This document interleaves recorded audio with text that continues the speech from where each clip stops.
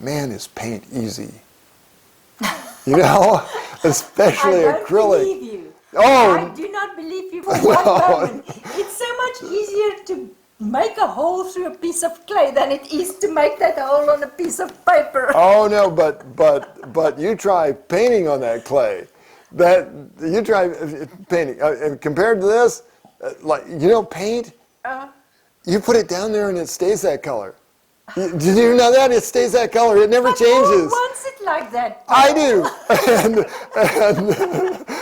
not only that, I mean, it stays that same color, and you can change it just a little bit. And if you don't like it, you can paint over it. And you know what? It never chips. It never runs, and it stays. And here's the other thing. You know, this if you weighed this thing, this tile piece, like the biggest painting I've made so far, it's about like this. I weighed it. It weighs 4 pounds. Okay, maybe you will convince me.